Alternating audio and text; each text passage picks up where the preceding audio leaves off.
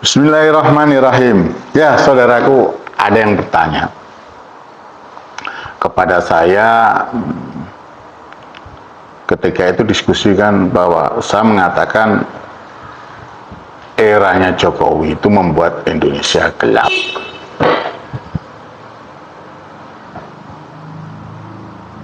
Lantas dia bertanya lagi, nah kira-kira menurut jenengan, waktu itu karena beliau manggil saya Gus ya, jenengan Gus, apakah eranya Pak Prabowo itu akan membuat menjadi terang? Saya menyampaikan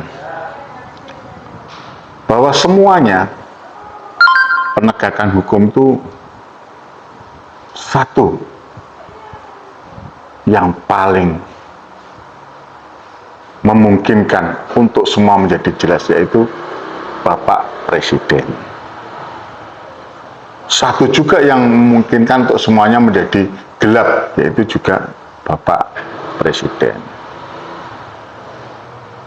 Ketika itu ditanyakan juga, apakah saat ini eranya Pak Prabowo ini awal ini ya, belum ada, mohon maaf ya, belum ada 6 bulan ini, menurut Gus Yassin, karena beliau manggil saya Gus Yassin, apakah ini akan menuju ke terang atau menuju menambah gelap? Karena mengingat saat ini kondisinya ekonomi benar-benar seperti terperosok ini.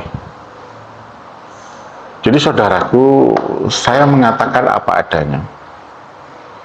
Yang saya tahu, yang menurut penilaian saya, memang Pak Prabowo itu begitu jadi presiden, harus kita akui, ketika seseorang menjadi presiden, kita mau lihat Pak Prabowo insya Allah diambil sumpahnya itu di bulan Oktober 2024, ya kan. Ini masih melanjutkan anggaran pemerintahan yang lama, sampai saya lupa ya, insya Allah di bulan, mungkin ya bulan-bulan berikutnya, di tahun berikutnya itu baru Pak Presiden Prabowo anggaran itu benar-benar dalam posisinya digedok di eranya Pak Prabowo. Jadi saudaraku harus ingat bahwa kenapa saya mengatakan eranya Jokowi membawa era kegelapan Indonesia. Satu, banyak undang-undang yang diotak-atik sedemikian rupa. Kedua, banyak mohon maaf ini korupsi nggak karu-karuan. Ketiga, sampean lihat sendiri, utang berjibun, walah menumpuk menggunung lah, mungkin ya sudah langit lah. Dari era, sekali lagi saya katakan, eranya Presiden Soekarno, Soeharto, Habibie, Gus Dur, Megawati, sampai Pak SBY, hutangnya tidak apa-apa dibandingkan dengan 10 tahun Jokowi berkuasa. Presiden sebelumnya, mohon maaf, 6 presiden sebelumnya, di era sebelum Pak Jokowi, itu kalau hutangnya digabung dengan di eranya 10 tahun Jokowi berkuasa, itu enggak karu-karuan, sudah kalah, jumlahnya itu kalah, sehingga Indonesia nyesek ekonominya saat ini, mau diakui atau tidak. Dan itu hutang yang menggunung itu yang sangat, bagi saya sangat tidak masuk akal, entah digunakan untuk apa saya tidak tahu. Itu tidak berdampak dengan kenaikan ekonomi rakyat Indonesia. Nah, ini saya katakan era Jokowi, sampailah pada Jokowi karena ambisinya, ya saya bilang ambisinya ngawur, sehingga dia meminta kalau bisa 3 periode gagal, ditambahi lagi 2 tahun atau 3 tahun atau sampai turun 2 tahun, seingat saya itu, seingat saya. Nah, kenapa bisa terjadi begitu? Karena ternyata Pak Jokowi, kalau saya menduga, karena di eranya Pak Jokowi ketakutan sendiri. Yang namanya Jokowi ketakutan karena memang eranya itu era penuh dengan kegelapan dan membawa kegelapan, banyak korupsi. Dan fakta saat ini dialami oleh Pak Prabowo. Begitu dipegang oleh Pak Prabowo, mohon maaf saja, Pak Prabowo ini berusaha menahan, kalau saya menahan untuk benar-benar menggunakan efisiensi. Beliau mempelajari benar. Ya mau nggak mau akhirnya kondisinya kita juga terdampak. Tapi insya Allah mulai dibuka itu buka keran-keran untuk pemberantasan mafia-mafia korupsi. saya berkeyakinan sama dengan aktivis-aktivis yang lain, kalaulah pagar laut itu sudah lama, saudara, sudah lama terjadi, dan itu tidak bisa jebol kecuali ada ganti presiden. Dan ternyata benar di eranya Pak Prabowo belum 100 hari pagar laut jebol, dan korupsi terus seperti dibuka keran untuk penegakan hukum, walaupun aparat penegak hukumnya masih, ya saya bilang abu-abu, sangat abu-abu, tapi dibuka oleh Pak Prabowo ini loh. Dan kita diminta, saya merasakan sebagai aktivis diminta oleh Pak Prabowo untuk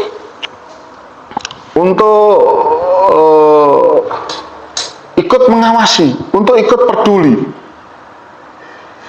Maka dari itu saya mohon maaf aja kalau jenengan tanya apakah era kegelapannya itu Pak Jokowi nanti juga akan berubah atau akan bertambah gelap. Kalau saya mengatakan insya Allah ini jalannya mulai nampak terang. Saya tidak dalam posisi membela Pak Prabowo sebagai aktivis. Saat seperti ini saya rasakan, keran ini saya rasakan. Nah, makanya saya tidak berbeda pandangan dengan teman-teman saya yang sekarang mengkritik Pak Prabowo. Ya, kita berbeda pendapat, tapi kita saling menghormati, tidak saling menjatuhkan. Dan memang perlu kritik-kritikan seperti dari Profesor Refli Harun, seperti dari Bapak Said Didu, seperti dari Pak Sudirman Said, atau siapapun yang yang mereka ada di oposisi, nggak apa-apa, sah-sah saja, dan itu karena untuk kontrol sosial. Tapi saya merasakan tersendiri bahwa posisi saat ini mulai membuka, ayo kita manfaatkan ini untuk kita mengawasi, jangan takut mengawasi. Kebobrokan di rezim kemarin dan sebelum-sebelumnya itu karena, mohon maaf, kita merasa ewo-pekewo kalau kita mengkritik polisi, kita menyampaikan fakta tentang polisi, terus seperti apa yang disampaikan oleh Ben Sukatani itu, bayar, itu kita takut, kita pekewo. Sesungguhnya kepekewoan kita itulah yang membuat Indonesia terpuruk. Keraguan-raguan kita untuk mengkritik, untuk menyampaikan kritik, ya kan, itu menyampaikan fakta tentang polisi yang bobrok, jaksa yang bobrok, hakim yang bobrok, termasuk KPK yang, mohon maaf, yang sesungguhnya saya dari dulu itu selalu bertanya-tanya, KPK ini kok aneh ya, wong dibuat, saya nggak tahu cara berpikirnya DPR itu, bahwa KPK dibuat itu karena polisi, jaksa gagal menegakkan hukum, gagal menegakkan untuk pemberantasan, khususnya untuk pemberantasan korupsi, sehingga dibuatlah KPK. Tapi kenyataannya mereka bisa menerima sosok polisi untuk memimpin KPK.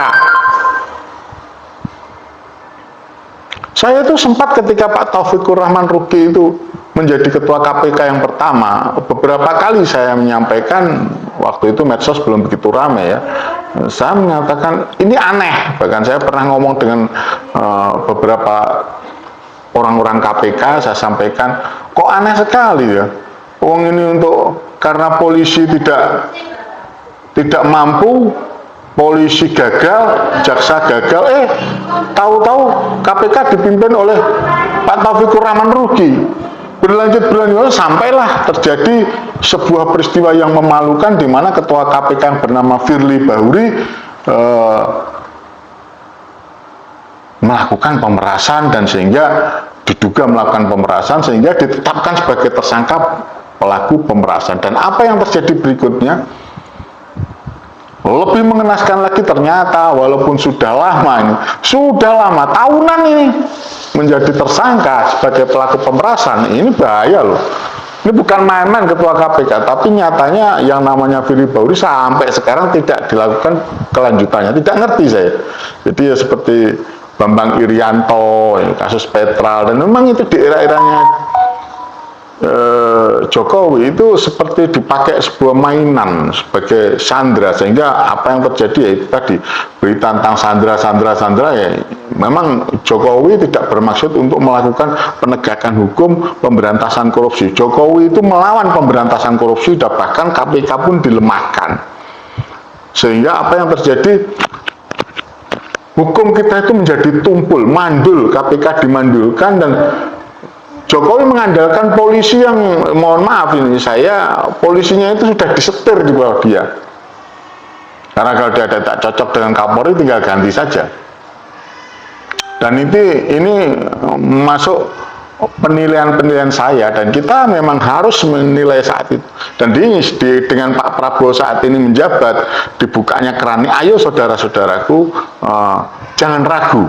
Kalau jenengan cinta dengan polisi, cinta dengan jaksa, cinta dengan hakim, cinta dengan KPK, jangan diam ketika polisi, jaksa, hakim maupun KPK oleh oknumnya dibuat sedemikian rupa, dibuat melakukan sebuah kejahatan lagi, dibuat mereka tidak profesional, dibuat mereka bekerja dengan tebang pilih dan sebagainya, seperti yang saat ini saya sudah sampaikan dalam kasusnya Tom Lembong.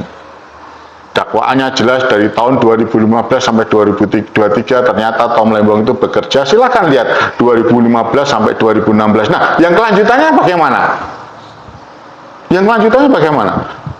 Padahal sama-sama, kalau benar loh ya, dakwaan jaksa itu mengatakan bahwa ini impor gula ini menyalahi aturan atau memperkaya orang lain atau siapalah ya itu, di dalamnya ada korupsi, maka yang sampai 2023 sesuai dengan dakwaannya, maka pelaku ini harus ditangkap, harus dilanjutkan, diperlakukan sama dengan Tom Lembong dan sebagainya. Juga kita melihat di dalam kasus Pertamina, sekali lagi saya mengingatkan, jangan ragu-ragu, walaupun itu Jaksa Agung, walaupun itu Kapolri, walaupun itu Ketua KPK, walaupun itu Hakim, kalau memang itu tidak benar, saatnya di eranya Pak Prabowo kita melakukan pembenahan dengan tidak segan-segan kita membuka fakta. Apapun yang terjadi, karena terus terang hukum kita ini, korupsi kita ini karena aparat penegak hukum, dalam hal ini polisi, jaksa, KPK, dan hakim gagal menegakkan hukum di negara kesatuan Republik Indonesia, dan dampaknya sangat dahsyat yang seperti kita alami ini karena dampak dari, ya maaf saja, penegakan hukum yang gagal oleh polisi, jaksa, KPK, dan hakim. Anak cucu kita nanti akan menderita. Enggak apa-apa, saya ditanya beberapa, Pak, sampean apa enggak takut nanti sampean akan dilakukan ulang? Enggak apa-apa. Mereka punya hak subjektif kok untuk menetapkan seorang sebagai tersangka. Saya tahu sebagai praktisi hukum, siapapun yang dipanggil oleh polisi, panggil oleh jaksa dan sebagainya, mau dilakukan penindakan hukum, mudah mereka melakukan karena mereka punya hak subjektif. Tapi jangan takut. Kalau jenengan takut, anak-anak jenengan jadi korbannya, tetangga jenengan jadi korbannya. Saat ini semua rakyat menjerit. Ekonomi sulit, pajak melambung tinggi, ya kan, pajak uang nggak karu-karuan semuanya, ya, situasinya efisiensi dan sebagainya. Dampak daripada saya mengatakan maaf saja, saya tidak membela Pak Prabowo, dampak daripada dari kepemimpinan Jokowi. Dan saya melihat dan saya merasakan bahwa Pak Prabowo saat ini membuka keran untuk kita menilai, mengawasi sebagai rakyat, menyampaikan fakta. Kalau ada penegak hukum yang tidak benar, kita lawan. Begitu saudaraku, jangan takut, tetaplah semangat, karena ini untuk kepentingan rakyat Indonesia, ya. Ini untuk kepentingan anak cucu kita, ini untuk kepentingan masa depan negara kesatuan Republik Indonesia supaya menjadi terang. Kalau jenengan ragu, jenengan takut, jenengan tidak berani mengkritik polisi, menyampaikan penilaian terhadap jaksa, menyampaikan penilaian terhadap hakim menyampaikan penilaian kepada KPK karena takut dikriminalisasi, maka yang terjadi adalah bertambah gelap negara ini. Untuk menjadi terang, jangan biarkan Presiden Prabowo Subianto berjalan sendiri. Ayo kita bantu beliau, kita sampaikan sesuai dengan fakta. Saya bukan pendukungnya Pak Prabowo, tapi saya mendukung langkah-langkah Pak Prabowo dalam membuka keran-keran untuk rakyat tahu fakta yang sebenarnya. Pertamina pun kita juga nggak tahu. Masalah Harvey Muiz tambang pun kita juga nggak tahu. Semuanya terbuka dengan sendirinya, dan karena ini seperti dibuka oleh Pak Prabowo Subianto. Itu yang bisa saya sampaikan juga. Mohon maaf, saya tidak menilai. Saya sakit hati juga ketika Pak Prabowo mengatakan hidup Jokowi, hidup Jokowi. Sebagai presiden harusnya beliau mengatakan hidup rakyat, hidup rakyat. Tapi sebagai manusia beliau ada khilafnya. Khilaf itu tidak merugikan rakyatnya, ya nggak apa-apalah. Kita anggap itu sesuatu hal yang kesalahan kekhilafan beliau. Tapi percayalah, sesungguhnya Pak Prabowo bukan berada dalam bayang-bayang Pak Jokowi. Beliau hanya menyampaikan bahwa sebagai adat timur, beliau tetap menghormat. Karena saya yakin sesungguhnya Pak Prabowo pernah dikhianati oleh Jokowi. Di mana Jokowi mau diakui atau tidak, ketika maju sebagai Gubernur DKI Jakarta pertama kali, di mana Ibu Megawati saat itu menjagokan vokal, mohon maaf kalau nggak salah loh ya, vokal, Pak Prabowo menjagokan Jokowi. Tapi apa akhirnya? Pak Prabowo pun dikhianati, berhadapan-hadapan dengan Pak Jokowi. Jokowi berhadapan dengan Pak Prabowo. Tapi itu nggak masalah, kalau itu nggak masalah. Tapi yang parah lagi, saya yakin Pak Prabowo menilai. Ini menjadi penilaian bahwa mau diakui atau tidak, PDIP adalah partai yang membesarkan Pak Jokowi. Itu pun saat ini dikhianati. Tidak tertutup kemungkinan, saya berkeyakinan Jokowi akan berkhianat juga dengan Pak Prabowo. Walaupun Pak Prabowo menduduki jabatan presiden, saya katakan. Dan seluruh apa yang terjadi saat ini tidak mungkin terlepas dari saat ini membuka keran-keran korupsi dibuka seperti ini. Bahkan yang terbaru adanya korupsi di PLN, itu tidak mungkin kalau tidak karena Pak Prabowo membiarkan rakyat untuk tahu fakta negara ini di bawah kepemimpinan Pak Jokowi.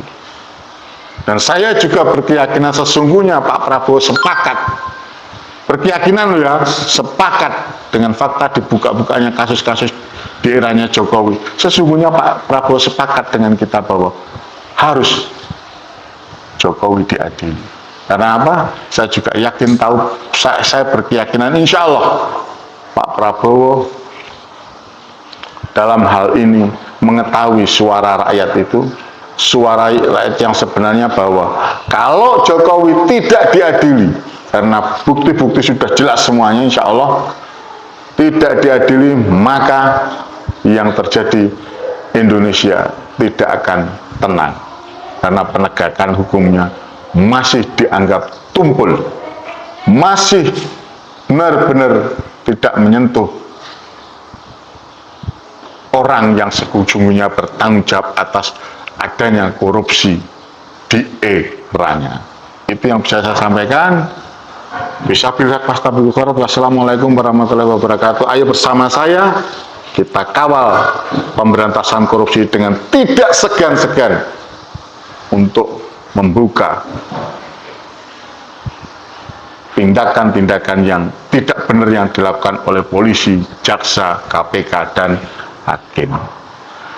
Ya saudaraku, bersama saya sisihkan rezeki jenengan setidak-tidaknya untuk rakyat Palestina. Percayalah, dengan sedikit rezeki yang kita berikan kepada rakyat Palestina, insya Allah akan membuka pintu surga kita karena kesaksian dari rakyat Pales.